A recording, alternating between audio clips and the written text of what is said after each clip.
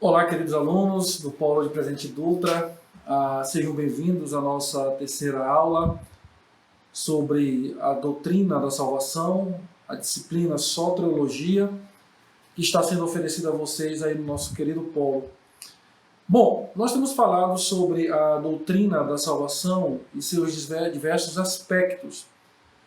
No vídeo passado, na aula passada, nós falamos a respeito da questão da vocação evangélica ou o chamado do evangelho. E também falamos da vocação eficaz, onde afirmamos categoricamente que Deus chama os eleitos de maneira eficaz ao ponto de que esses não podem resistir ao convite sincero oriundo da parte de Deus, entendendo que esta é uma obra unicamente de Deus na vida do homem morto em seus delitos e pecados. Lembrando que naquela aula passada nós falamos da depravação do homem, da sua incapacidade espiritual e moral por causa do pecado original herdado de Adão e Eva, que eram nossos representantes, conforme os decretos divinos. Bom, nesta aula de hoje nós iremos falar mais um aspecto da salvação, da soteriologia. Agora iremos falar da regeneração. Bom, tanto a ICEB, a nossa denominação, e assim, logicamente, o Seminário Cristão Evangélico do Norte e a Teologia Reformada, entende que a regeneração é um ato que precede os aspectos demais da salvação. É necessário que o homem seja regenerado, como nós iremos ver, para que ele possa ter fé e arrependimento dados por Deus e assim crer no Senhor Jesus. É bom entendermos que algumas teologias, como por exemplo o semipelagianismo e o arminianismo e outras linhas, defendem que a regeneração é um ato que acontece depois, em algum momento, não necessariamente quando Deus opera no coração deste pecador, e é uma colaboração de Deus e do homem, que é o chamado sinergismo, que nós já falamos isso também em outros vídeos. Bom, nós acreditamos no monergismo, numa ação monégica, Deus dando vida para quem está morto, e a salvação é unicamente um ato de Deus, assim como a regeneração e todo o processo de salvação, todo o caminho de salvação na vida de um pecador. Também é importante trazer logo de início que a regeneração também é chamada de novo nascimento. Ou seja, são termos intercambiáveis que podem ser trocados porque é a mesma ideia, traz o mesmo conceito e o mesmo pensamento. É importante entender que nos evangelhos se pontua como um novo nascimento, como nós podemos ver em João capítulo 3. Já nas epístolas, é dado como se fosse a ideia de regeneração. Mas é o mesmo pensamento teológico, não há divergência e é a mesma ideia. Bom, voltando então para o nosso livro-texto, que é o livro do Anthony Hockman, Salvos pela Graça, publicados pela editora Cultura Cristã, e como já falei e ratifico, recomendo que você, como um teólogo, como um estudante, um vocacionado, você como um líder na igreja do Senhor, como professor de escola dominical, tenha este livro na sua biblioteca, para que você possa se aprofundar cada vez mais nesses assuntos que se referem à doutrina da salvação. Bom, continuando então aqui o nosso estudo sobre a questão desse aspecto da regeneração, da salvação, que é a regeneração, então podemos começar pela definição do que é regeneração. Anthony Hockman, ele vai dizer que na Bíblia há pelo menos 3 sentidos da palavra regeneração, mas que estão intimamente relacionados. O primeiro sentido como o início da nova vida espiritual implantada em nós pelo Espírito Santo, habilitando-nos ao arrependimento e à fé, como nós podemos ver em João capítulo 3, versículos de 3 a 5. O segundo sentido, de acordo com o teólogo em questão, é como a primeira manifestação da nova vida em nós implantada, como podemos ver em Tiago capítulo 1, versículo 18, 1 Pedro, capítulo 1 e versículo 23. E o terceiro sentido diferente, como a restauração de toda a criação até a sua perfeição final, como podemos ver em Mateus 19, 28. Seguiremos a mesma linha de Anthony Hockman e iremos nos prender aos dois sentidos iniciais propostos aqui, como o início da nova vida espiritual implantada em nós, pelo Espírito Santo, habilitando-nos ao arrependimento e à fé, e como a primeira manifestação da nova vida em nós implantada. Bom, diante disso, podemos caminhar para uma definição bem clara do que é regeneração ou novo nascimento. De acordo com Hockman, o novo nascimento ou a regeneração pode ser definido da seguinte forma: como a obra do Espírito Santo, pelo qual ele inicialmente leva as pessoas à viva união com Cristo, transformando o coração delas para que elas que estão espiritualmente mortas se tornem espiritualmente vivas, habilitadas a arrependerem-se do pecado e crer no Evangelho e servirem o Senhor Jesus. Continuando então o nosso estudo, partimos agora para a questão das bases bíblicas. Quais são os referenciais bíblicos que mostram, primeiro, que a regeneração é um ato salvífico somente de Deus, é bíblica e que o homem não tem participação nenhuma na questão da regeneração. Não há nada que ele possa fazer porque ele está morto em seus delitos e pecado. Bom, a nosso entendimento, irmãos, sobre regeneração é que o homem está morto, ele está depravado totalmente, ele é incapaz espiritualmente. Somente Deus pode regenerá-lo, somente Deus pode gerar uma nova vida nele e o habilitar para quê? Para crer. Bom, Jeremias 17:9 diz: enganoso é o coração mais do que todas as coisas e desesperadamente corrupto, que o conhecerá? Observem que o profeta Jeremias mostra que o nosso coração é completamente depravado, destituído de qualquer justiça divina. E nós somos corruptos. E se somos corruptos, precisamos entender que nós somos depravados. E essa depravação nos ensina claramente que precisamos ser regenerados unicamente por Deus através do seu Santo Espírito. E que, por causa dessa depravação, dessa incapacidade moral e espiritual, nós não podemos gerar nova vida em nosso coração. O homem não é bom e não há bondade nele.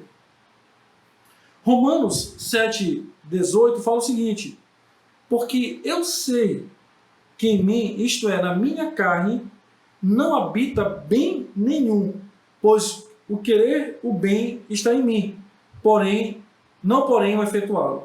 Observe que o apóstolo Paulo, aqui em Romanos 7:18, mostra claramente que não há bem nenhum na sua carne. Não há nada. O semi-pelagianismo e o pelagianismo ainda apontava para algum tipo de bondade no homem.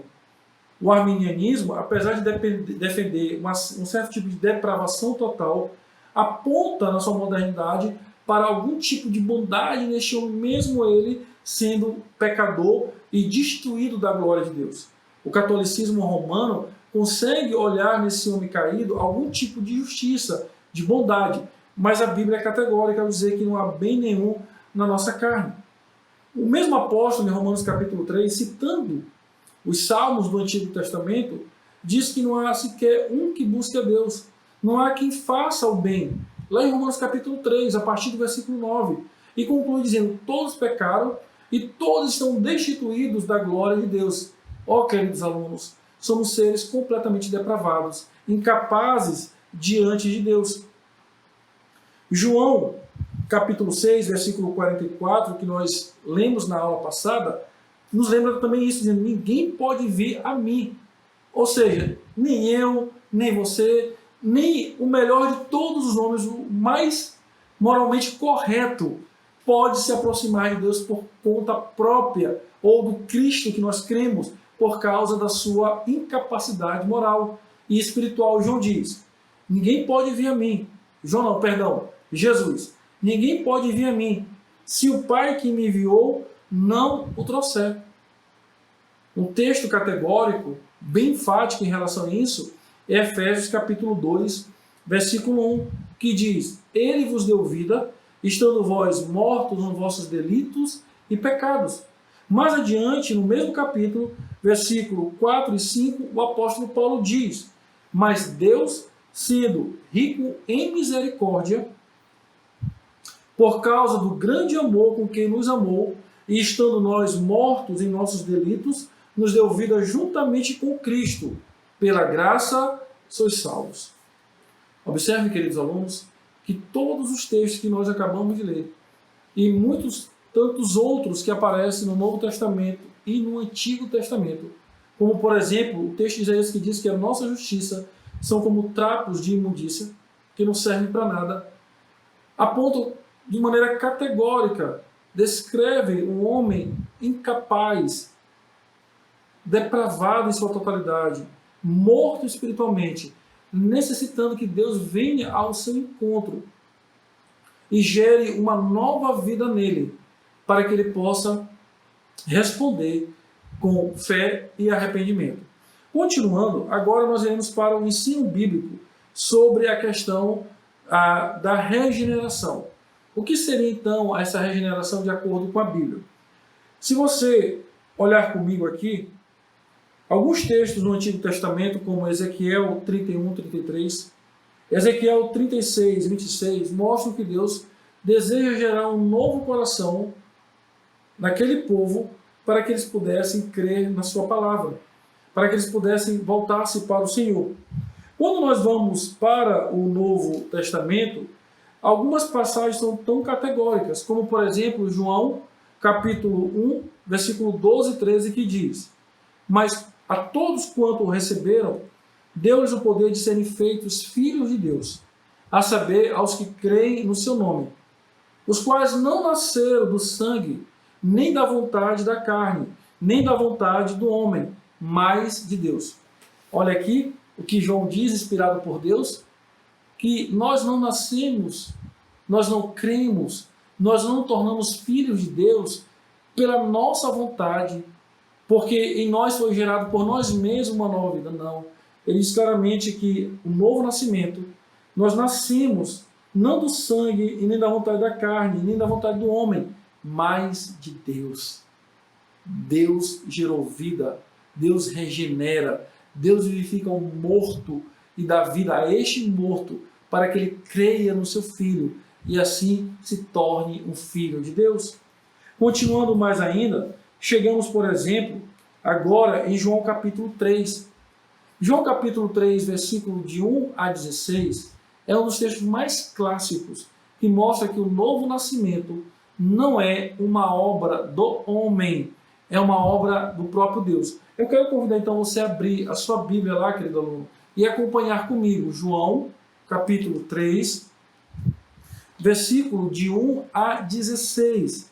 E você vai ver claramente que o novo nascimento, ou a regeneração, é um ato unicamente divino, no qual o homem, eu e você, ou qualquer outro pecador, não temos nenhuma participação. E é importante mostrarmos isso, porque a Bíblia aponta para isso, a Bíblia define isso, a Bíblia prescreve isso.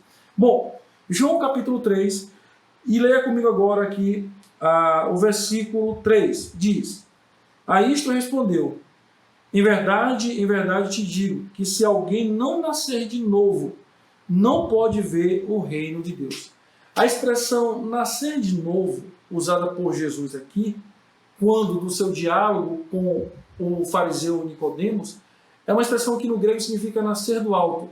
Um nascimento que vem de cima para baixo e não de baixo para cima. Ou seja, vem de Deus para o homem e nunca do homem para Deus.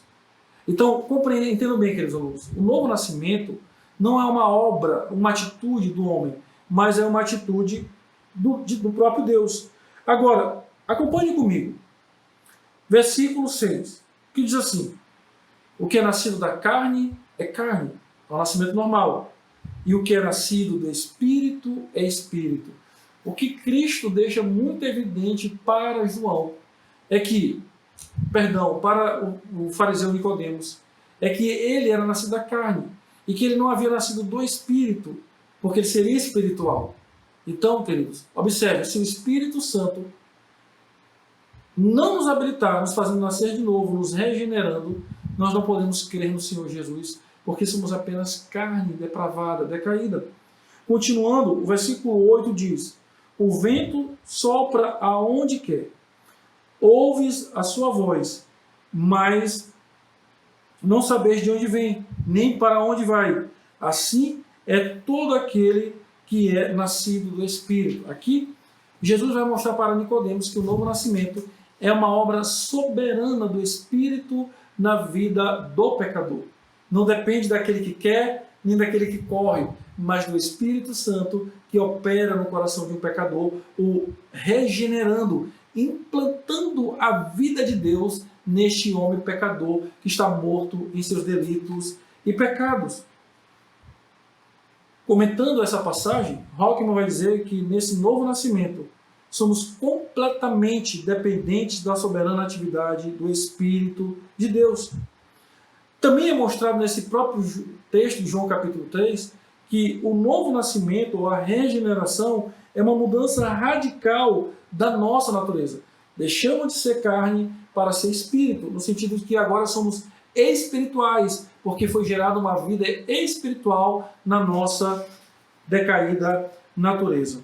Continuando, outras passagens no Novo Testamento, como 1 Pedro 3, 1 João capítulo 3, versículo 9, 1 João capítulo 4, versículo 7, 1 João 5:1, 1 João 5:4 e 1 João 5:18, mostra que nós nascemos de Deus, nós somos gerados por Deus. É Deus que implanta uma nova vida. O novo nascimento é uma ação única e soberana de Deus e que o pecador não tem participação nenhuma.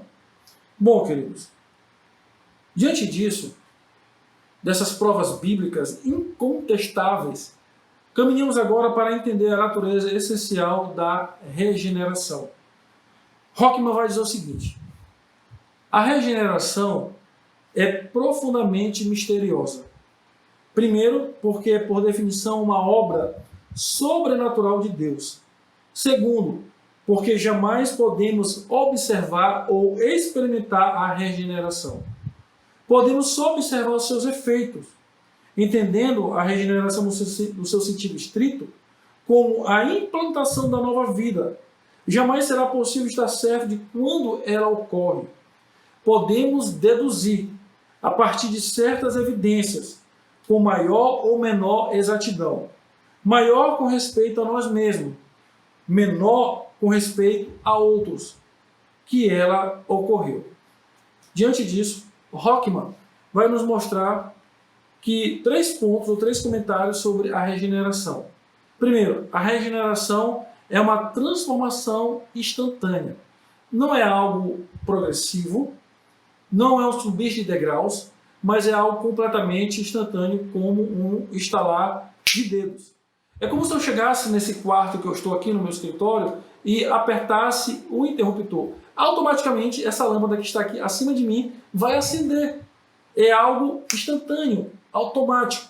Assim é a regeneração, o novo nascimento na vida do crente.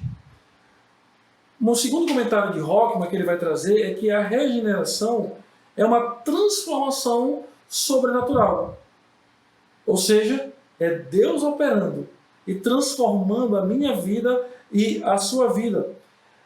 O Cano de Dort, por exemplo, vai dizer que nós somos transformados unicamente pela ação do Espírito de Deus, que nos leva imediatamente à conversão em Cristo Jesus. Continuando, ele vai dizer que a regeneração é uma transformação radical. Certa vez, evangelizando um rapaz que lutava com o vício da bebida, e ele chegou a frequentar a igreja que eu pastoreava, e toda vez que ele passava algum tempo sem beber, ele caía na bebida, né? Caía no vício do alcoolismo. E ele se questionava, eu também me questionava sobre a questão da salvação dele em Cristo Jesus. E procurei então um pastor para me aconselhar a respeito disso, um pastor mais vivido, mais experiente. Por que aquele jovem não vencia a bebida? Ele disse: não, Mário, se acalme. ele está bebendo hoje, mas a regeneração é progressiva. E amanhã ele vai ser transformado. Não, queridos. A santificação é progressiva. Deus vai trabalhando em nosso coração, em nossa vida, e nos transformando conforme a sua palavra e nos ajudando a vencer o pecado. Mas a regeneração, ela é radical. Ela transforma a nossa vida. Por quê? Porque Deus implanta a sua vida em nós. Ele doa a sua vida para nós. Por isso, a regeneração é radical. A regeneração é radical porque ela afeta a vida da pessoa por completo. Ah, não, mas eu sou crente, mas isso ainda não mudou na minha vida, ainda estou trabalhando nisso. Então tem alguma coisa que precisa ser observado aí. Porque a regeneração, como ela é radical e é a doação de Deus da sua vida em nós, ela afeta todas as áreas da nossa vida, em todos os sentidos. Casamento, trabalho, sentimentos, emoções, pensamentos. A regeneração faz isso. E a regeneração é uma mudança que ocorre no nível do subconsciente. Deus começa a transformar a nossa vida, a nossa mente, começamos a pensar de maneira bíblica e querer viver de maneira bíblica. Bom, queridos alunos, a regeneração, como nós estamos vendo, é um ato salvífico único de Deus que implanta a sua vida em nós. Diante disso, temos que crer, porque a Bíblia assim fala, que a regeneração é um ato da salvação que somente tem a participação de Deus. O homem é um agente passivo. Deus é o agente ativo da regeneração. Queridos alunos, até a próxima aula. Que Deus nos abençoe. Um grande abraço para todos.